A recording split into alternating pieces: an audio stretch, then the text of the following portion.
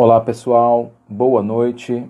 Tauíli Toné aqui falando diretamente de Fortaleza, em nome do Instituto de Neuromarketing e Neuroeconomia do Brasil, IBN, para falar de neurociência do consumo, né? Bom, a iluminação aqui não está muito boa, mas vai melhorar. Deixa eu melhorar aqui essa iluminação. Ok. Vamos entrando aí, pessoal, vamos compartilhando aí a live com seus contatos, pessoal que se interessa por marketing, que é todo mundo que segue aqui o IBN, né, certamente. Então vai compartilhando aí essa nossa live, onde a gente vai falar sobre as pesquisas em neuromarketing e neurociência, explorar um pouco do inconsciente, né? Do inconsciente do ponto de vista da neurociência. Então vamos entrando, vamos fazer um bate-papo aqui bacana, né, sobre esse tema apaixonante que são as neurociências, ok? Então, quando for exatamente... Já são 9 horas? Falta um minutinho para as 9 horas, vamos entrando aí, pessoal. Vou falar aqui das regiões mais importantes para pesquisa em neuromarketing, tá? E vou relatar um estudo onde eles utilizaram esse conhecimento para prever o comportamento de consumo, prever o volume de vendas de um determinado produto, utilizando pesquisa em neurociência, ok? Então, vamos entrando, vou pedir inclusive para vocês seguirem o meu Instagram também, @dr de Dr. Tauíli Taunay. Vou até colocar aqui, sigam lá, tá? @dr Tauíli Taunay, ok? Muito bem. Fala, Guilherme, grande abraço, meu amigo. Cauê deve estar aí na linha também nos observando. Um abraço para o Cauê, para todo mundo aí que me conhece, que já foi meu aluno, para todo mundo que não me conhece e que ainda vai conhecer, se Deus quiser, ok? Vamos bater um papo aqui sobre neurociência do comportamento do consumidor, essa parte do inconsciente, né, e da neurociência, ok? Vamos compartilhando aí a live para todo mundo. Nós já temos 26 pessoas aqui presentes, instantaneamente ao vivo. Vou relatar aqui algumas estruturas cerebrais, tá? Que são muito importantes para o comportamento do consumidor, ok? Bom, então vamos lá, pessoal. Seguinte, vamos começar o nosso bate-papo aqui. Quem tiver alguma pergunta, quiser fazer um comentário, fica bastante à vontade para a gente conversar sobre neurociência do consumidor, ok? Beleza, então vamos lá, gente. Fala, Cauê, né? Vamos lá. 9:01, ok? Então podemos começar. Seguinte, eu quero começar falando do paradoxo da pesquisa em marketing que a neurociência veio para auxiliar, tá?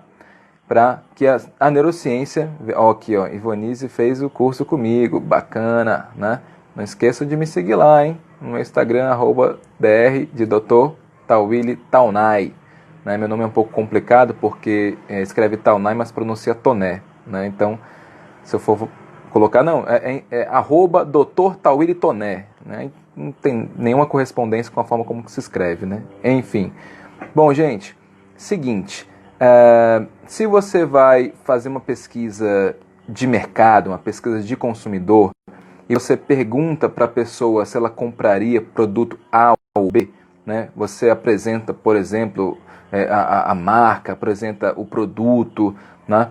Isso não é muito garantia que essa pesquisa seja, digamos, tenha resultados fidedignos, tá? Precisos e, como eu posso dizer, confirmáveis na realidade. Tá? Porque tem uma frasezinha que resume bem isso, né? Que ela fala o seguinte: a gente fala o que a gente pensa, ok, só que a gente faz o que a gente sente, né? Eu vou até escrever essa frase aqui, essa frase, né, impactante. A gente fala o que a gente pensa, mas a gente faz o que a gente sente. Ou seja, né, olha, a gente fala o que a gente pensa, mas a gente faz o que a gente sente. Como assim, Tawili?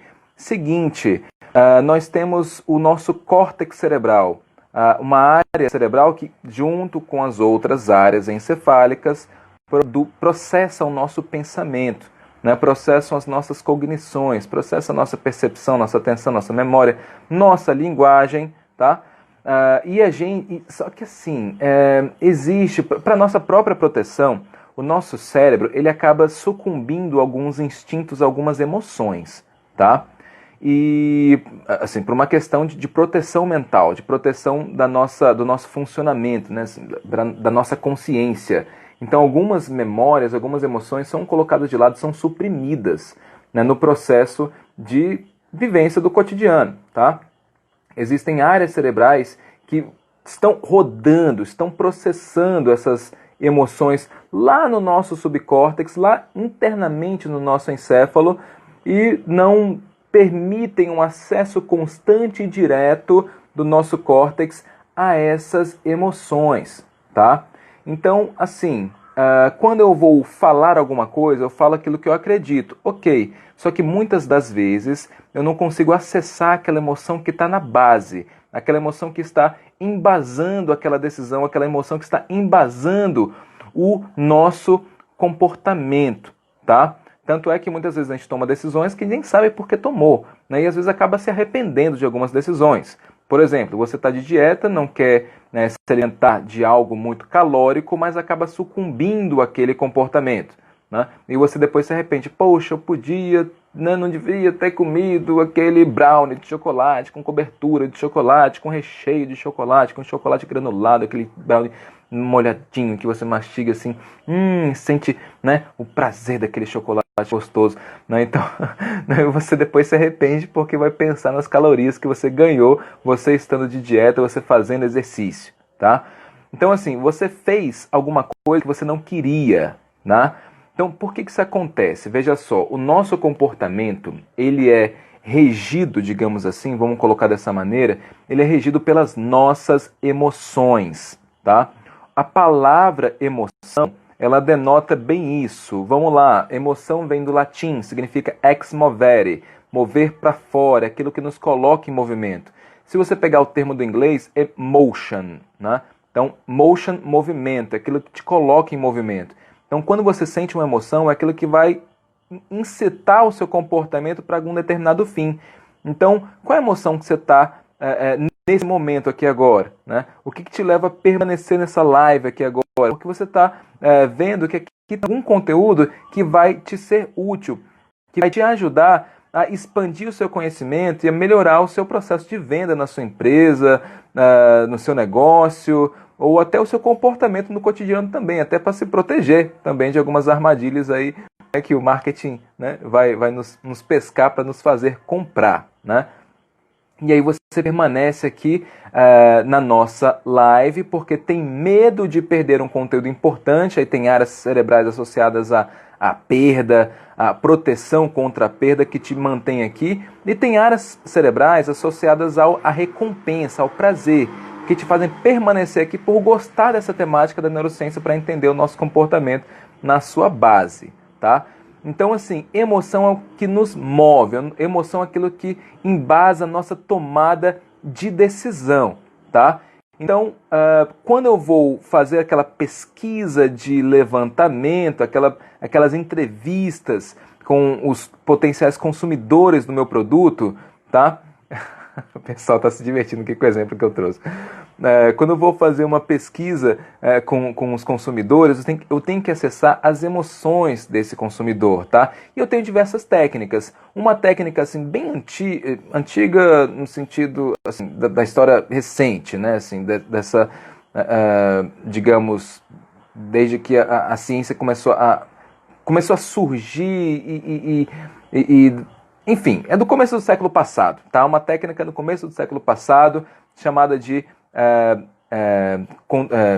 aparelho de detecção da resposta galvânica, o GSR, Galvanic Response, Galvanic Skin Response. Então ele vai identificar a sua reação emocional, a sua reação fisiológica, a sua reação autonômica, mesmo que isso vá de encontro, tá? Opostamente ao seu pensamento, aquilo que você acha que quer, tá? Então é um aparelho que você coloca aqui na ponta dos dedos, ele vai medir a sua sudorese, basicamente. Vai medir a condutibilidade da eletricidade na sua pele, né? Quando você sua, você aumenta a umidade na ponta dos dedos e você conduz a eletricidade com facilidade. Esse equipamento ele serve para isso, para detectar isso. Então aquilo que mexe com o seu emocional, que ativa suas emoções, vai ser captado por esse aparelho, independentemente do seu achismo, daquilo que você está pensando no momento. Tá? Então tem algo no interior, né, no seu interior, que funciona de uma maneira que está um pouco desconectada, digamos, da sua consciência. Tá? E como eu falei no começo, isso serve para nos proteger. Imagina se a gente fosse ter acesso a tudo que se passa no nosso interior. A gente ia ficar louco, não ia conseguir produzir, não ia conseguir, né, assim, encadear uma linha de raciocínio. Se a gente sentindo, percebendo tudo que a gente está sentindo, impossível, tá? Olha, colocaram aqui uma pergunta. As velocidades e potência das emoções, pensamentos e ações devem ser diferentes. Faz sentido? Sabe se já tem pesquisa sobre isso? Sim, né? Agora sim, o nosso comportamento ele é muito complexo, né? Agora, por exemplo, se eu tenho um comportamento voluntário, ele é mais lento que o comportamento reflexo, né? Isso é óbvio. Agora, quando eu me deparo com um estímulo, automaticamente eu tenho uma reação emocional, tá? Que pode ser suprimida ou potencializada pela minha cognição ou pelos meus pensamentos. O pensamento é algo mais recente na evolução, algo que demanda estruturas cerebrais mais complexas, tá? E, portanto, as estruturas cerebrais das emoções são mais antigas e mais instantâneas. Então, daqui que a informação seja processada no nosso córtex, por mais que seja rápido, tá? Porque a velocidade dos neurônios é muito rápida, mas não é tão rápido quanto a informação que é processada nas estruturas subcorticais das emoções. Lembra, emoção é aquilo que nos faz, que mobiliza o nosso comportamento. Então, diante de uma ameaça, é muito adaptativo, tá? Voltado para a sobrevivência mesmo, que a gente reage com rapidez. Então, desse ponto de vista, você percebe que, em primeiro lugar, digamos, você tem uma reação emocional que já ativa o seu comportamento, que em seguida é processado pelo seu pensamento. Tá? Então, se a gente fosse colocar numa ordem de hierarquia, é basicamente isso. Agora, em chegando no pensamento, ele vai acabar modulando as emoções, que vai modular o comportamento. Tá? É basicamente essa sequência. Você tem ali recebe a informação, ativa as emoções, ativa o comportamento, depois ativa o pensamento, que depois ativa as emoções e ativa o comportamento. Beleza? Aqui o Alex colocou: professor, boa noite, sou professor de karatê e depois que comecei a ler conteúdos de coaching, isso me ajudou muito a melhorar os conteúdos da aula e saber como lidar com os diferentes perfis de alunos. Bacana. Eu sou psicólogo, tá? Tenho mais de 10 anos de formado em psicologia, tenho um doutorado em ciências médicas, inclusive eu nem me apresentei para vocês, né? Eu tenho um doutorado em ciências médicas pela Faculdade de Medicina da Universidade Federal do Ceará, tá? E também tenho formação em coaching. O coaching, infelizmente, ele, né, foi muito banalizado recentemente aqui no Brasil, mas o coaching é uma metodologia que, quando aplicada por uma pessoa bem treinada, os seus princípios da sua metodologia, suas ferramentas, técnicas, enfim, de fato ajudam, né, a pessoa a melhorar o seu comportamento. Tá? Então o coaching é uma maneira assim, bem direta, digamos, né, com uma metodologia bem sistemática, de ajudar as pessoas a conquistarem objetivos, né? Então serve para ser aplicado em pessoas sem sofrimento mental, por exemplo. Então é diferente da pessoa que tem alguma questão emocional importante, que bloqueia seu comportamento, seus resultados, e ele precisa ir para uma terapia. Tá? Então é diferente. Psicólogo é uma coisa, coaching é outra, são objetivos distintos. Tá? Ok? Então, de forma alguma, sou daquelas pessoas que rejeitam o coaching, que crucificam o coaching, muito pelo contrário. Né? Uma coisa são os profissionais mal preparados, né, e que vendem bastante por aí, acabam queimando o filme da metodologia. Outra coisa é a metodologia em si. São coisas diferentes que de fato funciona quando realizado por alguém com competência, com devido treinamento, ok? Aí o Alex prossegue. Tenho alunos com muitos bloqueios emocionais que afetam sua confiança e desempenho na vida. Beleza, né? Maravilha. Então vamos lá. Voltando aqui à ideia, então veja. Então existe um paradoxo na pesquisa. Se a gente fala aquilo que a gente pensa e existe uma certa dissonância em relação àquilo que realmente a gente sente, que a gente não tem essa, digamos, acesso pleno aos nossos instintos, às nossas emoções, isso você vai encontrar aí uma dificuldade nessa pesquisa. Então, qual é a solução disso? Eu tenho que pesquisar diretamente, perguntar diretamente para o cérebro da pessoa. Eu tenho que perguntar diretamente para a estrutura, o substrato biológico da mente, né, que é exatamente o cérebro. Como é que eu vou perguntar para o cérebro, tá, Willy? Tá? Aí o Albuquerque pergunta aqui, qual é o mesmo nome do aparelho? É o aparelho de detecção da resposta galvânica, ou aparelho de detecção da resposta eletrodérmica, tá? Bota aí no Google GSR, que é de Galvanic Skin Response, tá? E aí você vai encontrar esse aparelhinho, né? São duas fitinhas que você coloca aqui no dedo indicador e médio, tá? E tem um filtro lá, um amplificador, enfim, não sei o nome que eles dão na engenharia, que vai processar o sinal para detectar essa condutância elétrica da pele ou a sua ativação emocional, a sua ativação autonômica, ok? GSR, aparelho de condutância galvânica, de detecção, né, da resposta galvânica da pele, beleza? Então, vamos lá. Como é que eu pergunto diretamente para o cérebro? Felizmente hoje, né? Hoje, é uma técnica que já surgiu desde a década de 70, foi aprimorada, década de 90, né, nós tivemos aí um boom, um investimento grande na engenharia da neurociência, que é o aparelho de imagem por ressonância magnética funcional.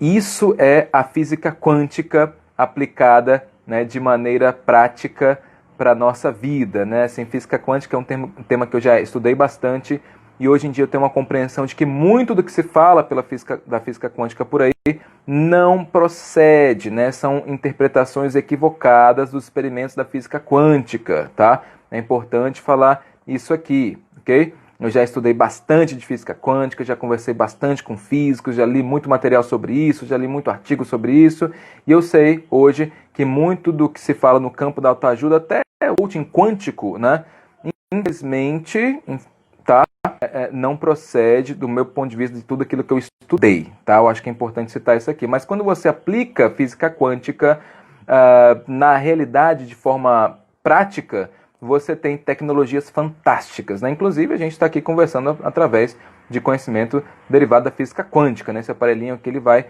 se utilizar desse conhecimento, dessas descobertas. E o aparelho de ressonância magnética funcional, ele permite observar moléculas de oxigênio no seu cérebro, tá? Ok? Permite observar moléculas, a concentração sanguínea, o fluxo sanguíneo no seu cérebro. Então é basicamente assim.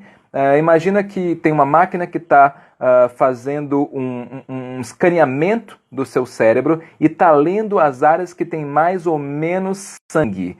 Então, assim, se eu tenho uma região que tem um maior volume sanguíneo, o que eu posso deduzir daí? Que aqueles neurônios daquela região estão mais ativos, estão processando mais informação, estão gastando mais energia. E para isso eles precisam de quê? De sangue, de maior fluxo sanguíneo. Então coloca a pessoa nessa máquina de neuroimagem, um exame de ressonância magnética funcional do cérebro, tá? E aí você consegue detectar essas regiões com maior fluxo sanguíneo e assim deduzindo que aquela região está mais ativa. E assim eu consigo olhar para dentro do nosso cérebro, para as profundezas da nossa mente, para o nosso inconsciente cerebral, digamos assim, para as regiões subcorticais, que processam as nossas emoções em sua base, tá? Os nossos, digamos, instintos mais primitivos, né? Nossos desejos mais primitivos, que você não consegue enganar, tá? Você não consegue disfarçar, simplesmente acontece. Imagina fazer pesquisa em neuromarketing utilizando essa tecnologia, ok? Deixa eu ver aqui que oração para não me perder do conteúdo que eu quero falar aqui para vocês. Então, assim, se eu tenho uma máquina que consegue olhar para dentro do meu cérebro, eu tenho que saber os targets, os alvos, que regiões que eu vou focar, tá? Que regiões que eu vou focar para fazer um estudo dessa natureza, para fazer um estudo que olhe para as nossas regiões subcorticais e me permita saber que aquela pessoa está mais interessada naquele produto. Quais são essas regiões que eu devo observar? Tá? Seguinte, a região mais importante, com base nos estudos que eu tenho, de tudo que eu já li, né, de neurociência, poxa, neurociência eu estudo desde 2005, né, já são mais de 15 anos aí estudando neurociência, tem um livro publicado na área, né, como eu falei, mestrado e doutorado em ciências médicas, publiquei muito artigo, né, dou aula de neurociência na faculdade, sou professor universitário na Universidade de Fortaleza, né, estudo bastante, faço pesquisa na área, enfim, uso o aparelho de resposta galvânica, né, em pesquisas, utilizando realidade virtual. Então essa é a minha área, né, de especialidade, a neurociência cognitiva, ok? Tá travando, tá, gente, meu vídeo? Vixe, tá travando o vídeo. Bom, espero que não trave não, tá? Vixe. Bom, pera aí, então. Deixa eu ver aqui uma coisa. Só um minutinho.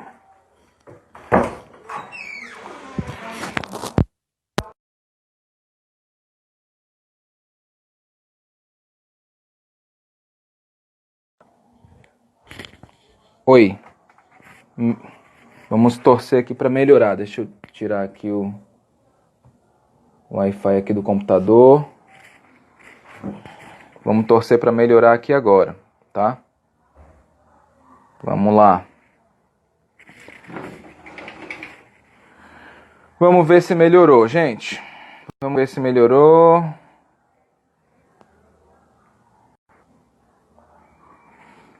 E aí, melhorou? Super travado, travando muito. E aí, alguém pode me dar um feedback? Tem gente aqui comigo. Travando demais ainda. Poxa vida. É a internet. E aí? Não melhorou não? Não melhorou. Eita ferro. Espera aí.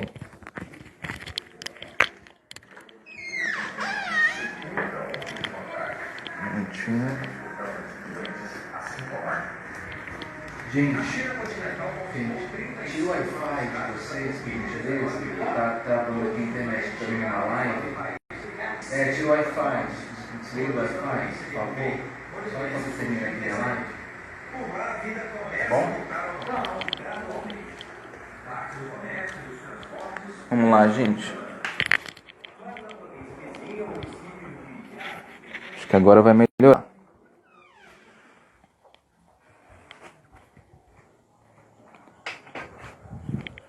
Vamos torcer agora. Agora vai melhorar.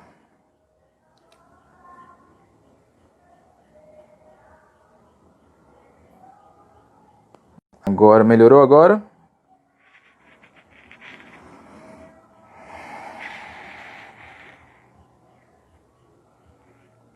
Ainda tá travando bastante?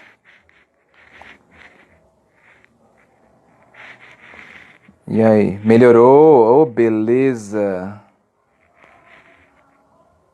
Melhorou?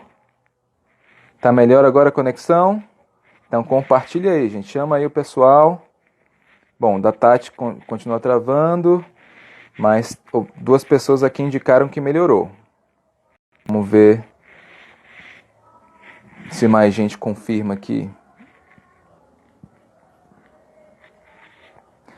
Aqui em casa eu já desabilitei todos os outros Wi-Fi, estão conectados na rede para gerar mais fluxo.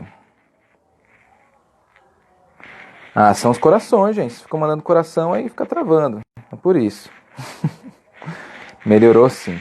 Vou até abrir a porta aqui do quarto, que aí os raios do Wi-Fi, né, atravessam com mais facilidade. Travando mesmo. Bom, para Sara não melhorou, para Tarsilak melhorou. Né? Vamos lá. Eu acho que agora melhorou, viu, gente? Vou continuar, tá? Posso continuar? Vou continuar aqui que eu acho que melhorou. Onde foi que eu parei? Eu estava falando acerca da importância dos exames de ressonância magnética funcional e como eles conseguem observar regiões específicas do nosso cérebro, não é isso? E você, ciente de estruturas alvo, as mais importantes, você consegue fazer uma leitura da motivação real da pessoa, da motivação verdadeira, intrínseca da pessoa, olhando para o âmago da alma dela, que é o sistema límbico, né, as regiões mais profundas do nosso cérebro. Só me confirmem aí se melhorou, né? Ainda está travando demais? Ai, meu Deus do céu. Confirmem aí.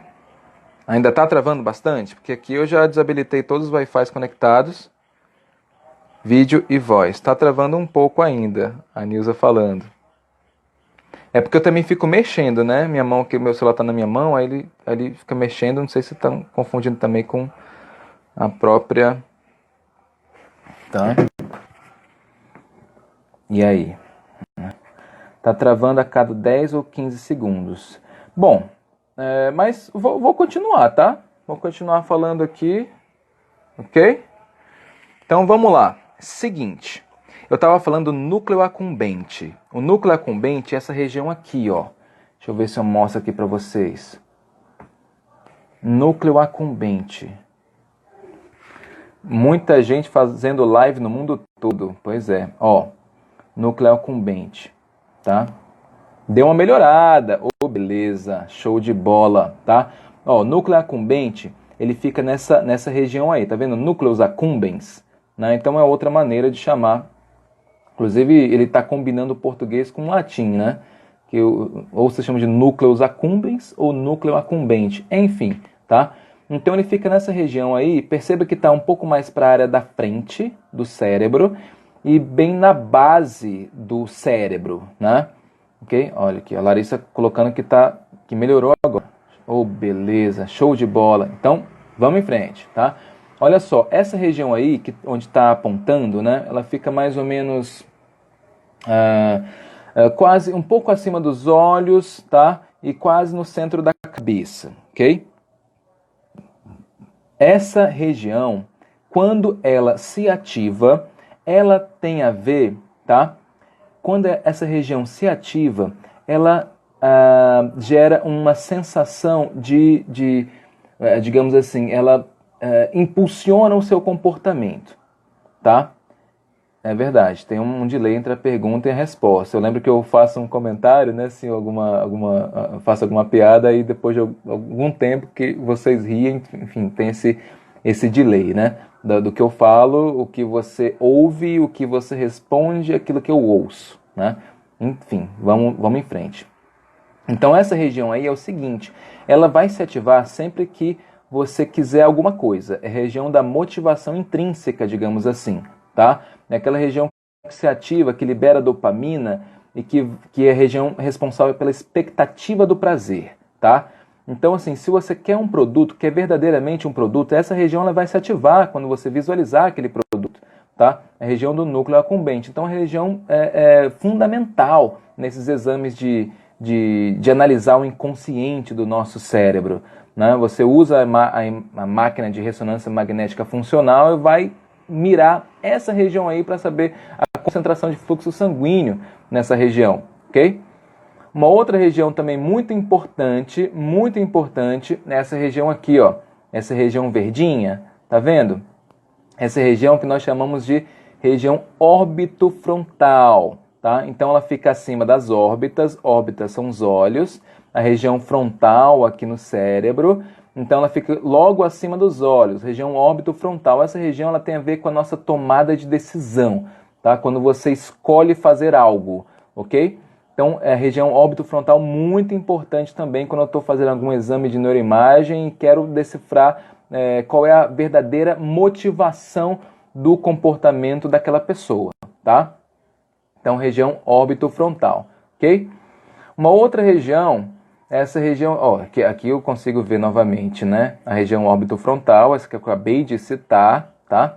E aqui tem região dorsolateral. Essa região, ela tem mais a ver com a questão do raciocínio, de você parar para pensar para tomar uma decisão. Então veja, para o neuromarketing, ela não é muito interessante dela se ativar não. Se eu estou fazendo aqui um estudo, uma pesquisa com exame de neuroimagem, e essa região se ativa, é porque a pessoa está pensando demais se ela vai comprar ou não, tá? Então é uma região que ela precisa ficar com baixo fluxo sanguíneo, tá? Para eu saber que eu estou funcionando, que meu produto vai ter um volume alto de vendas, ok? Então veja, citei 3 regiões para vocês agora, né? 3 aqui, ó, 3 regiões para vocês agora. Eu citei o núcleo accumbente, né? Essa região bem aqui, que precisa ter um alto fluxo sanguíneo para saber que meu produto vai fazer sucesso.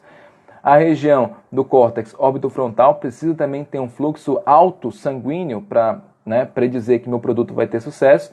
E a região dorsolateral, que é uma região que precisa ter baixo fluxo sanguíneo, porque se tiver um alto fluxo sanguíneo, significa que a pessoa está pensando demais, ok? E aqui, o que nós temos também? Outra região, a ínsula. A ínsula é o 5º lobo, tá? Os lobos dos hemisférios cerebrais são quais? O occipital, que tem a ver com visão, basicamente, o temporal, que tem a ver com audição, tem a ver com visão em cores, tem a ver com reconhecimento de face, onde está localizado o hipocampo. O hipocampo, inclusive eu nem tenho a imagem do hipocampo aqui, deixa eu colocar aqui para vocês. Olha só, né? O hipocampo é uma outra região muito importante. Ah, eu tirei o Wi-Fi. Eu nem vou botar o Wi-Fi, senão vai cortar a internet. Enfim, mas o hipocampo ele fica por dentro dessa região aqui chamada de lobo temporal, tá? É uma região que também é muito boa para o neuromarketing, porque é a região que processa a informação para você se lembrar. Então, se é um produto que vai marcar a sua memória, é importante que o hipocampo ele fique ativo, tenha um alto fluxo sanguíneo, tá? Mas essa imagem aqui eu quero destacar para vocês essa região em verde. Essa região em verde é a chamada de ínsula, né? Que junto com o occipital, com o temporal que eu acabei de citar, com o parietal, que é essa região mais para cima aqui, com o frontal, que eu já citei, né, o córtex órbito-frontal e o dorsolateral, tá? Eles formam os 4 lobos cerebrais, e aqui nós temos o 5º lobo cerebral, que é a ínsula. Essa região, gente, tem a ver com nojo, basicamente. Tem outras funções, tá? Claro, todas essas áreas têm várias funções, mas a ínsula tem a ver com nojo. Quando a gente vê algo que dá um desgosto, né, que dá uma repulsa, essa região se ativa. Então, você pode deduzir que se eu estou apresentando um produto para alguém e a ínsula está ativa, tá, é porque esse produto não vai fazer sucesso. Então, se eu estou olhando para o cérebro de alguém, é importante que a pessoa tenha um baixo fluxo sanguíneo na região da ínsula, ok? Deu para entender? Tá? Então, falei aqui da região do núcleo accumbente, que eu preciso ter um alto fluxo sanguíneo para o meu produto fazer sucesso. Falei do córtex órbito-frontal, que deve ter um alto fluxo sanguíneo para predizer que meu produto vai fazer sucesso. A região dorsolateral, que deve ter um baixo fluxo sanguíneo, tá? Para o meu produto fazer sucesso. A região da ínsula, que tem que ter um baixo fluxo sanguíneo para predizer que meu produto vai fazer sucesso. E eu tenho o hipocampo, né, que eu citei para vocês. O hipocampo ele fica escondidinho aqui no temporal, tá? O hipocampo ele fica, tá, aqui, ó, não sei se vocês conseguem ver, tá? O hipocampo seria essa região em azul, que está lá para trás, tá? Ele está por trás aqui do tronco encefálico. Aí o hipocampo está lá para trás, escondido no temporal. É a região da memória, ela precisa ter um alto fluxo sanguíneo para predizer que a pessoa vai gravar aquela informação. Portanto, meu produto vai fazer sucesso, tá? E tem, por fim, cadê? A região, ó, do giro frontal inferior. Essa região tem a ver com o sistema de neurônios espelho, tá? Os neurônios espelho são um conjunto de regiões cerebrais que representam ou que reproduzem uma ação feita por uma outra pessoa. Quando eu estou observando alguém, tá? Quando eu estou observando alguém fazendo algo que me interessa, se eu voltar aqui a imagem para mim, tá? Então, quando eu estou observando alguém fazendo alguma coisa que me chama a atenção, que eu quero imitar, que eu quero... Por exemplo, quando eu era jovem, né, eu andava de skate. E eu sentia que eu melhorava o meu desempenho se eu visse alguém praticando esse esporte antes de treinar. Ou melhor, antes de me divertir, né? Que eu não era atleta, né? Eu só me divertia, né? Com o skate. Então eu melhorava bastante o meu desempenho se eu só partisse para andar, ou se eu, né?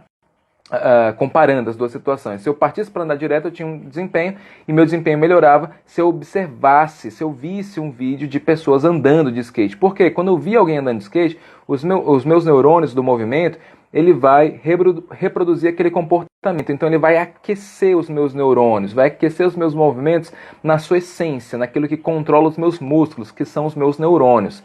Tá? Então, neurônios espelho, eles vão se ativar sempre que você vê alguma ação que te chame a atenção, que você queira reproduzir. Então, se eu estou vendo uma propaganda e ativa o meu sistema de neurônios espelho, é porque eu quero consumir aquele produto. Ficou claro? Então, veja, eu tenho regiões cerebrais associadas aos neurônios espelho, que eu preciso ter um alto fluxo sanguíneo. Tenho regiões cerebrais do núcleo accumbente, do córtex orbitofrontal, do hipocampo, que também precisam ter um alto fluxo sanguíneo para predizer que meu produto vai fazer sucesso. No entanto, o córtex pré-frontal dorsolateral e a ínsula precisam ter o quê? Um baixo fluxo sanguíneo, né? Para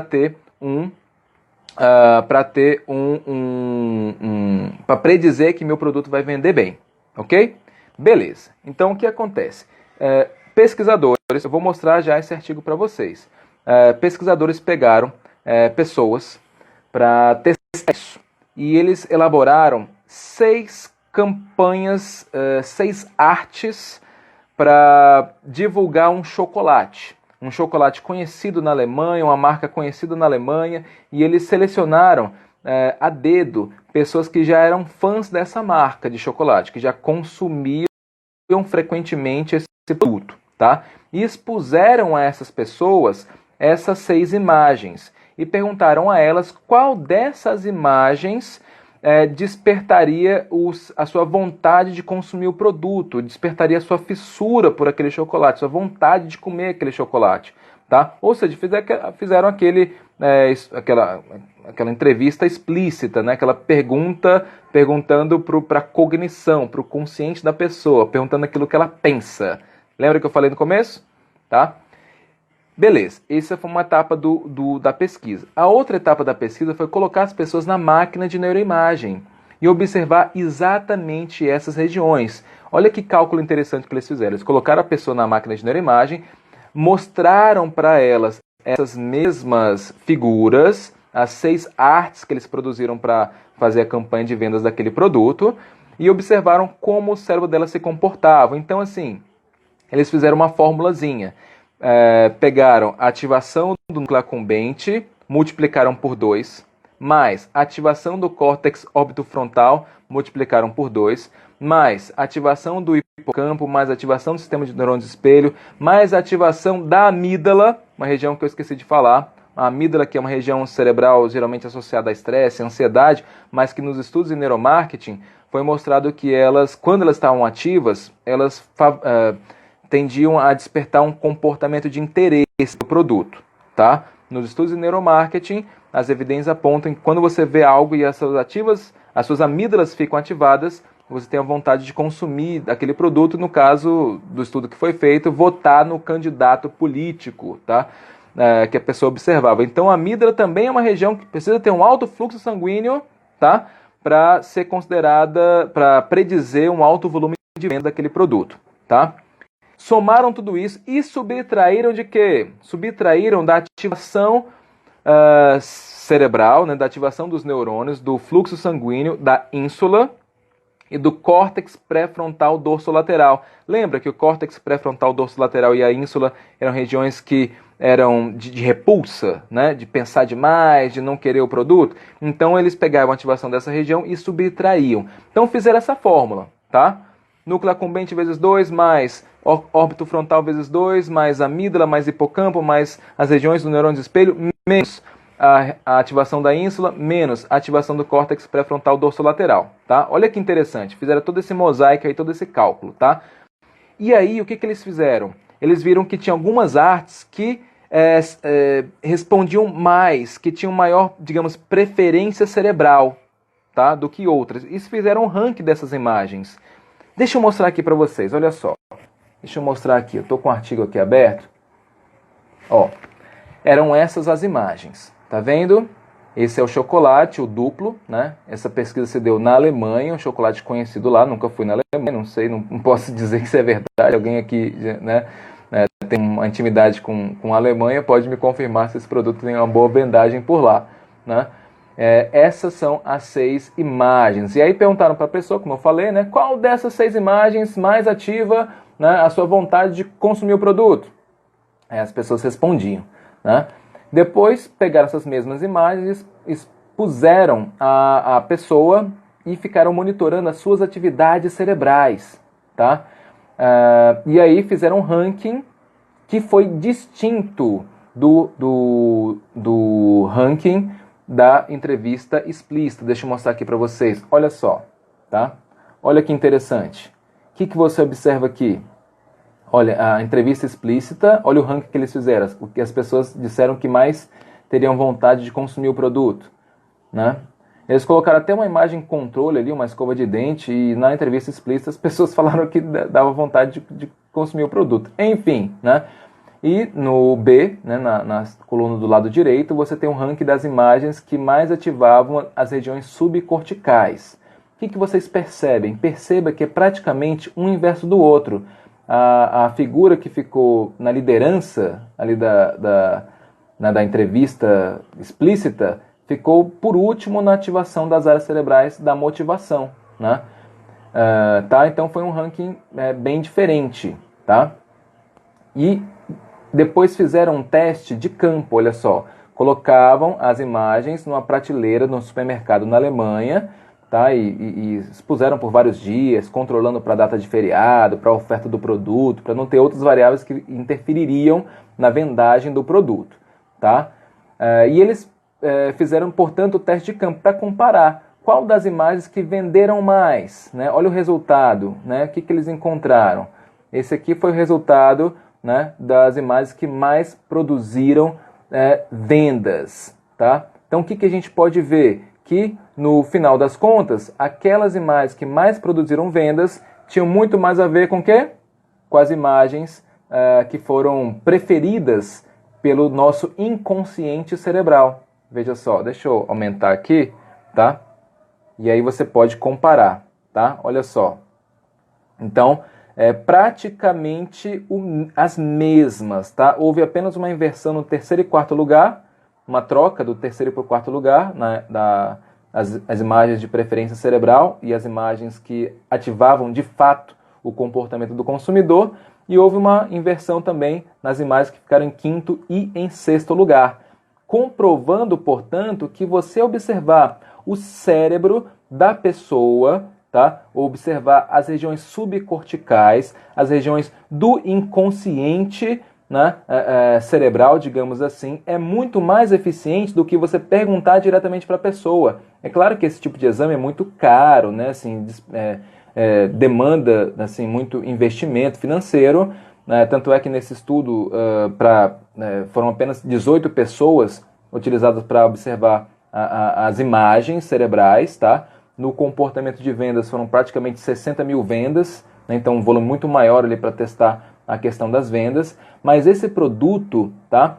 Ele, olha só, a Larissa colocou aqui, perfeito, bom saber que fiz uma boa escolha do que quero seguir para a vida, kkk, legal, tá? Então veja que interessante, se você pergunta para a pessoa o que ela quer de fato, ela vai te responder uma coisa, que pode ser muito diferente daquilo que ela realmente quer, que pode ser muito diferente daquilo que ela realmente sente, como ela vai agir, né? E quando você observa as imagens cerebrais, lembra da formulazinha, núcleo accumbente vezes 2, córtex órbito frontal vezes 2, mais o hipocampo, mais a amígdala, mais regiões do sistema de neurônios espelho, menos as regiões da ínsula, menos a região do córtex pré-frontal dorso-lateral. E assim, com base nessa equação, você tem, digamos, um esquema, né? Um resultado da sua motivação genuína, da sua motivação inconsciente, aquilo que realmente mobiliza o seu comportamento. Então veja a importância que é você, enquanto uma pessoa que trabalha com vendas, que trabalha com marketing, a importância que é você conhecer de neurociência, você conhecer como o seu produto vai acessar as áreas cerebrais mais profundas, mais importantes do cérebro do seu cliente, e assim construir campanhas publicitárias, peças publicitárias, campanhas de marketing que vão de fato ativar essas regiões, que vão mobilizar o inconsciente ou o comportamento da pessoa, que vão cativar a pessoa nas suas emoções, e não apenas aquilo que as pessoas acham que vão gostar, tá? Ah, não, o que você achou dessa imagem aqui? Ficou bacana? Você acha que isso vai gerar um volume de vendas alto para o meu produto? Não acho, essa imagem aí, eu acho que realmente desperta muito o meu interesse. Pode ser um tremendo engano, né? Você tem que observar como é que a pessoa reage instantaneamente, instintivamente. Aquele aparelhinho que eu citei no começo lá para vocês pode ser uma maneira barata de investigar isso, né? O aparelho de condutância galvânica. Você apresenta o produto para a pessoa e depois você pode ver se a pessoa teve uma reação de fato, se ela teve uma reação de excitação ao ver aquela peça publicitária. E aí você pode escolher, né, assim, pautar a sua tomada de decisão com base na reação automática da pessoa. Você tem também, em pesquisa de neuromarketing, um aparelho chamado Eye Tracker, né, que é uma espécie de óculos que vai monitorar a sua atividade ocular. E esse aparelho é muito interessante porque praticamente ele é uma pesquisa de AIDA no marketing, né? A AIDA, vocês sabem, né? Atenção, AIDA, atenção, interesse, desejo e ação, não é isso?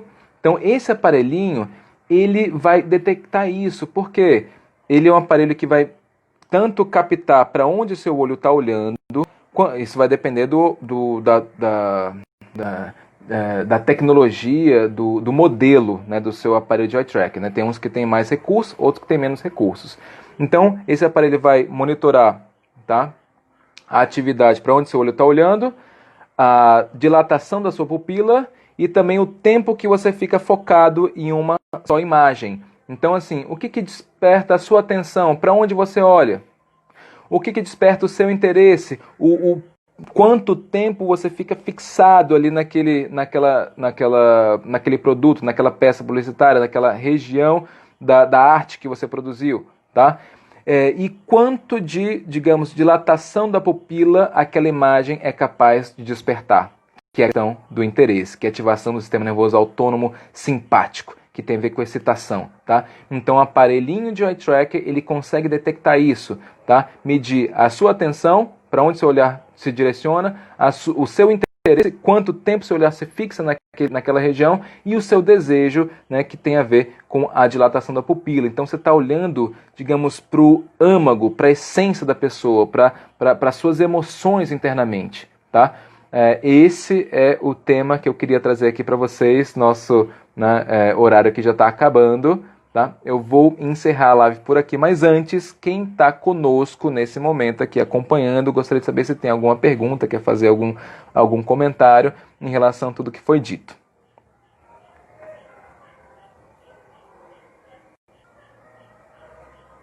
Quem quiser, né? Sim, vou pedir também para vocês me seguirem lá no meu Instagram, né?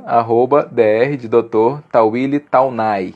Meu nome é Tawili Toné, mas escreve Taunay. Vou até escrever aqui de novo, né? Para convocar vocês também para estar me seguindo lá, tá? Eu tenho muita publicação voltada mais para saúde mental, né? Essa parte de emoções, de sofrimento mental, de desenvolvimento humano, tá? Minha pegada é mais nessa linha de neurociência aplicada à psicologia clínica, tá? Quem tiver aí o interesse. Alguém tem uma pergunta, algum comentário? Guilherme quer fazer algum comentário? Cauê, certamente estão nos acompanhando aqui, né? Muito obrigado a presença de todo mundo, Larissa, né? Cristiano, a Sara, tá? Paloma, ok? E a turma toda que está aqui presente conosco. O blog do Lex, né? Bacana. A Magali, tá? Tati. Ok, pessoal, muito obrigado pela atenção de vocês, pela audiência de vocês e até a próxima. Peraí. Boa noite, quem são os autores e qual journal em que foi publicado? Pode saber qual o fator de impacto? Ixi, acaba aqui ele é técnico, viu? Acaba aqui deve ser da área acadêmica. Vamos lá, vamos investigar isso aqui agora, né? Rapaz, foi simplesmente publicado na revista chamada Neuroimage, tá? Aqui, ó, 2016, fresquinho, tá? Estudo publicado aqui, né? Olha aqui a faculdade lá na Alemanha, né? Onde foi realizado esse estudo. Vamos investigar qual é o fator de impacto? Eu tenho que ativar o meu Wi-Fi, né? Vamos investigar aqui antes que caia a minha live. Ok. Neuroimage. Então, deixa eu botar aqui. Neuroimage. Vamos ver o fator de impacto dessa revista para saber se esse artigo realmente merece essa Neuroimage. Não, ele completou aqui, peraí. Neuroimage. Journal. Vamos ver aqui. Qual é o fator? Ixi, eu acho que ele tinha, né? Vamos lá, responder aqui nosso amigo Félix. Fator de impacto simplesmente 5.8, quase 6. Oh, rapaz, a revista que de maior fator de impacto que eu já publiquei foi 3.8, né? Que é a Movement Disorders, né? E aí, então, tem excelente fator de impacto, viu? Essa revista onde o artigo que eu mencionei foi publicado. Obrigado.